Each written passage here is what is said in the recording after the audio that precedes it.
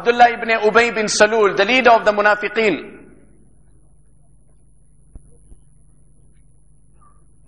He comes to Nabi alayhi salam. He said, "O Nabi of Allah, I heard you have intended to kill my father." His father was a staunch enemy of Islam, and he had caused a lot of pain to Nabi alayhi salam. When Nabi alayhi salam came to Medina, they were about to crown him and make him the king of Medina. Nabi alayhi salam came, all focus went to Nabi alayhi salam. So his entire position went into jeopardy. He was very shrewd, so he prepared an internal movement, that subtle hatred for Islam, apparent love and inward hatred, internal hatred. He had caused a lot of pain to Nabi alayhi salam. So his son comes to Nabi alayhi salam and said, "O Nabi of Allah, I heard that you intend killing my father. If what I have heard, then I only have one request. If what I have heard is correct, that you have intended killing my father. Ya Rasulallah, balagani annaka turidu qatla Abdullah ibn Ubay fima balagaka anhu. Fa in kunta fa'ilan famurni ahmilu ilayka ra'sahu." If the matter is true, I have one request. Depute this task to me, I behead my father and put his head in your lap. Why? Now listen, when I say they had love for Nabi alayhi salam, then you understand what I'm saying. O Nabi of Allah, I am afraid, look at the vision of Sahaba. I am afraid you will respect my sentiments knowing it's my father. So obviously you will keep this hidden from me. You won't even mention it to me. You will mention it to someone else, not to offend my feelings. That person will promptly respond to kill my father, earning your pleasure, becoming beloved in your eyes and hated in my eyes, which I don't want must happen, that I hate someone you love. O Nabi of Allah, I'm afraid that man will kill my father because it's your decree. He's got no sentiments, he's a kafir. He will go and kill my father. I will now hate the man who you love. فَلَا تَدَعْنِي نَفْسِي أَنْ أَنْظُرَ إِلَىٰ قَاتِلِ عَبْدِ اللَّهِ ibn Ubay يَمْشِي فِي النَّاسِ. I doubt my aspirations will allow me to see the murderer of my father walking around freely. I'm going to be captured by emotions, after all I'm a human. And when I will be gripped by sentiments, I will murder this person. So, O Nabi of Allah, the only way out is, you leave it to me, I murder my father. The Prophet ﷺ, before he could respond, Allah responded through Quran. لا تجد قوما يؤمنون بالله واليوم الآخر يوادون من حاد الله ورسوله ولو كانوا آباءهم أو أبناءهم أو إخوانهم. You will not find the true friends of Allah befriend the enemies of Allah, even if those enemies happen to be their fathers, their brothers.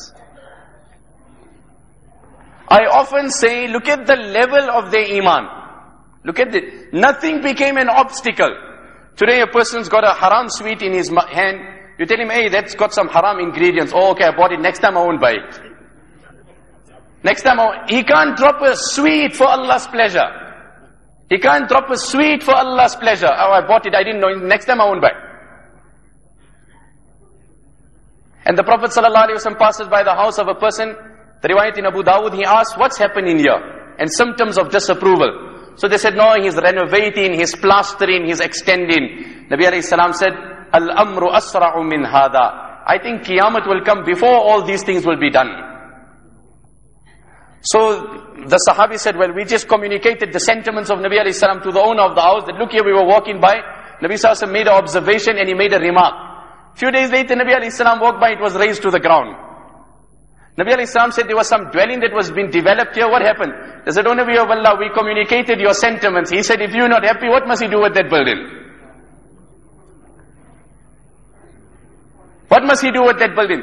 So what I'm saying is, the love that Sahaba had for Nabi alayhi salam and vice versa, we don't know love with any human like that, never mind with Nabi alayhi salam. Can you imagine the pain with which Nabi alayhi salam is mentioning this hadith? Then he says, I seen a woman, رَأْسُهَا رَأْسُ خِنْزِيرٍ وَبَدَنُهَا بَدَنُ حِمَارٍ عَلَيْهَا أَلْفُ لَوْنٍ مِّنَ الْعَذَابِ. Believe me, she was disfigured. She had the body of a donkey. And upon her was every form of azab that you possibly could think of. وَرَأَيْتُ إِمْرَأَةً عَلَى صُورَةِ الْكَلْبِ وَالنَّارُ تَدْخُلُ مِنْ فِيهَا وَتَخْرُجْ مِنْ دُبُرِهَا. And I seen a woman disfigured also, given the form and the shape of a dog. Fatima radiallahu anha became emotional and she started crying. Sayyidina Ali radiallahu anhu started crying, and then he said, "O Nabi of Allah, ma kana a'malu ha'ula." What were the crimes of these women? Scholars have written that the vision and the scene that prevailed before Nabi alayhi salam was that of woman. However, the crime, if committed by man, they will face the same consequences. Fatima radiallahu anha, look at her mind. She said, "O Nabi of Allah, what were these crimes so we can avoid it?" Allah forgive today if it is a woman whose mind and whose thought pattern has been dominated by Western ideals. Again, she will take out an issue of gender bias here. Why women? Where were the men? Why were only women being punished? That is the pattern. It filters and it features in everything. Today, unfortunately, one young girl was speaking to her. So she says, "No, I want to study." So I said, "No problem, you want to study, very good. What's the reason you want to study?" She says, "No, my mother told me you must have a degree, so one day if your husband dumps you, at least you got some money." I said, that should never be the reason for a Muslim woman studying. Even if she studies, that is never the reason why she studies. The hadith of Nabi alayhi salam says, the manner in which you will expect, according to your expectations from Allah, that is how Allah will deal with you. It is correct within the jurisdiction, within the parameters, it is correct for you to pursue a degree, and rightfully so. But let this not be the motivating factor behind it.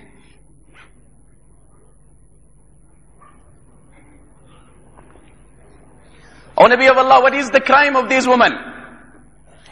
Nabi alayhi salam then with a heavy heart said, أَمَّا الْمُعَلَّقَةُ بِشَعْرِهَا فَإِنَّهَا كَانَتْ لَا تُغَطِّي شَعْرَهَا مِنَ الرِّجَالِ.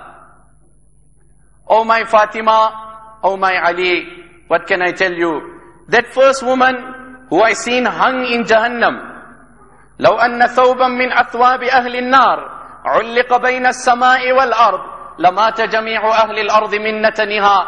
If one garment from the dwellers of Jahannam has to be hung onto the sky, the foul smell that will emit from that garment will cause the instant death of every creature on this earth. O my Fatima, that first woman was hung by her hair simply because she took pride in exposing her hair to strange men. Simply because she took pride in exposing her hair to strange men. And that's not all to the woman. The Prophet ﷺ has said, a dayyuth will never enter Jannah. Sahaba said, who is a dayyuth, O Nabi of Allah? Nabi alayhi salam said, that man who is very casual about his woman. That man who is very casual, who is not possessive over his wife. How sad this ummah has become possessive over material things. A man is possessive over his phone. That's my car, my computer, my laptop. My wife is casual. I don't know where she. I don't know where's my wife. She was somewhere around. My car he knows, my phone he knows, my laptop he knows, and his wife is casual. There are so many youngsters who are pursuing to get married and will emphatically tell you, Maulana, I'm looking for a girl, but I don't want a girl in scarf. And there are so many sisters, Allah give hidayat, that will say, I'm looking for a good partner, but I don't want a bearded man. When the very credentials of selecting a partner is violation to Allah's commands, then how can you ever expect prosperity in that marriage? When you're telling me I want a girl, but I want a moderate girl. I want a moderate girl and I want a moderate boy. فَإِنَّهَا كَانَتْ لَا تُغَطِّي شَعْرَهَا مِنَ الرِّجَالِ. Nabi alayhi salatu wasalam asked Ali, أَيُّ شَيْءٍ خَيْرٌ لِلنِّسَىٰ. Let me ask you a question, Ali. What's the best gift you can give a woman? Ali radiallahu anhu said, Oh Nabi of Allah, you got me thinking. And you ask yourself, what's the best gift you can give your wife? If it wasn't live on radio, I would have shared a joke with you. But in case I insult my sister, so with utmost respect. I say this, brothers, Allah's joy and Allah's displeasure doesn't fluctuate. What pleased Allah